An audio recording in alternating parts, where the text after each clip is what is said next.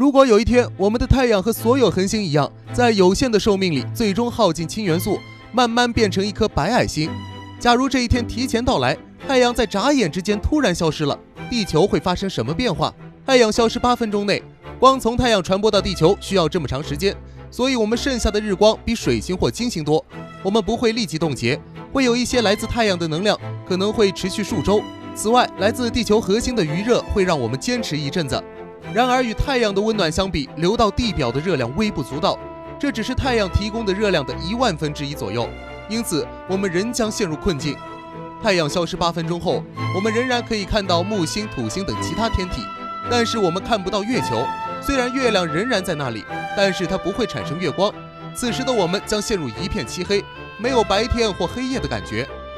太阳消失4小时后，太阳系8大行星全部消失在我们的观测视野中。尽管我们仍然能够在遥远的天空中看到其他恒星，然而此时的人类早已陷入恐慌。太阳消失1周后，植物完全停止光合作用，地球的氧气链供应被停止，所有的生物都只能消耗仅有的氧气储存。此时，全球平均地表温度将降至0摄氏度。太阳消失1个月后，气温会下降到零下50度，陆地上的湖泊、河流开始冰冻，地表被白雪完全覆盖，地球不再适宜生命存在，整个食物链将彻底崩溃。因为没有了食物的来源，大批的动物相继死亡。太阳消失1年后，99%的动植物已经全部灭绝，地球温度会下降至零下100度左右，海洋全部被冰层覆盖，受到地热能的影响，海底可能仍然处于液体状态，而地球上的所有幸存下来的生命可能仅在漆黑的海底，包括细菌和一些不知名的微生物。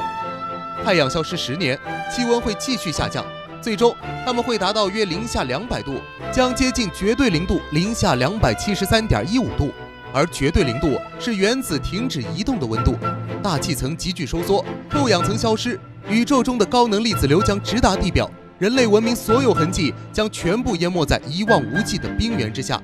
而此时的人类有2种选择：第一，发展太空技术，寻找新的家园，但这个过程太过遥远和漫长；第二，建设巨大的地下城，把人类转移到地下居住。但这并不是所有人都有机会，各国为了人类能繁衍生息下去，只有少部分人才能拿到入场券。在现有的科技驱使下，建立出一个稳定的生态圈，使能源和食物有了长期的来源。不过所幸的是，以上都是科学设想，因为我们的太阳并不会无故消失，所有存在的外力影响对太阳也不会造成多大影响，它只有在燃料被彻底耗尽，才会慢慢走向死亡，而这个过程则需要大约50亿年。